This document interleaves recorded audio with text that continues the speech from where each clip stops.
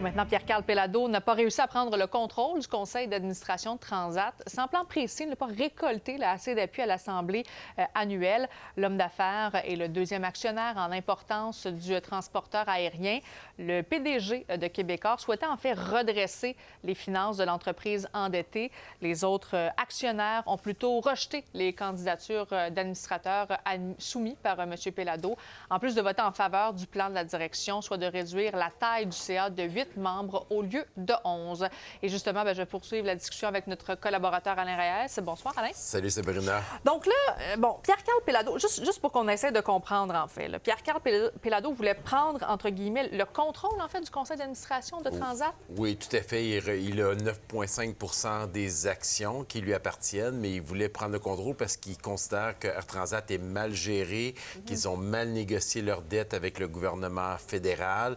Donc, il n'y a pas de possibilité pour des investisseurs comme lui d'injecter de l'argent sans penser que cet argent-là va aller au gouvernement au lieu d'améliorer la compagnie comme il souhaiterait.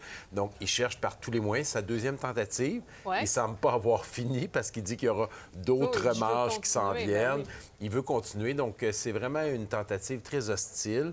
Puis, il ne semble pas avoir beaucoup d'amis parce que là, il veut rentrer avec des membres du CA qu'il veut emmener avec lui, donc pour tenter de prendre le contrôle du conseil d'administration puis gérer la compagnie comme lui le voit, comme il le fait aussi avec ses autres compagnies dans le passé. Est-ce qu'on peut voir une espèce de conflit d'intérêts, peut-être? Parce que tu disais qu'il voulait embarquer sur le conseil d'administration, notamment avec Jean-Marc Léger, André Brosseau, donc ses proches collaborateurs. Est-ce que ça a été vu, tu penses, comme ça? Je pense que oui. Les gens voient ça comme Pierre-Carl Péladeau qui arrive avec sa gang qui rentre. Et on sait que Pierre-Carl Péladeau, lorsqu'il a géré des conflits de travail dans le passé, particulièrement à Vidéotron, TVA, ça a été extrêmement dur avec les employés, les coupures et je dirais surtout la façon que les choses se font.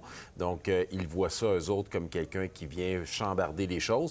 Puis pendant ce temps-là, Air Transat, ça ne les aide pas actuellement parce que toute l'énergie qu'ils mettent contre cet actionnaire hostile qui tente de prendre le contrôle. Oui. Alors, et je tiens à le souligner que le fonds de la FTQ, la Caisse de dépôt qui représente 16 supporte Air Transat. Les gros actionnaires aussi privés qui sont à l'intérieur, qui investissent de l'argent, demandent à leurs actionnaires de se mettre de côté d'Air Transat. Donc, Pierre-Carl Péladeau est à toute fin pratique seul.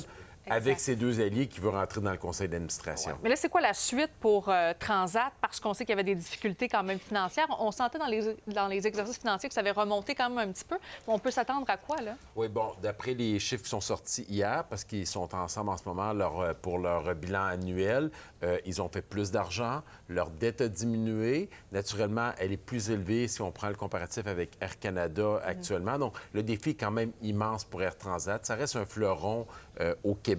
C'est peut-être ça que Pierre-Carl Péladeau essaye d'utiliser comme enlignement en disant, lui, c'est un fier Québécois. On sent un peu la fibre souverainiste en lui, l'ancien chef du Parti québécois, en disant, je veux garder cette compagnie-là propriété d'actionnaires québécois au Québec. Donc, il joue cette fibre-là d'une certaine façon, mais bon, les actionnaires qui pensent à la compagnie ne voient pas ça du même œil. On dit parfois jamais 203, alors reste à voir. On va en reparler. Quand il va se réessayer. On va en reparler. Merci beaucoup, Alain. Ça fait plaisir.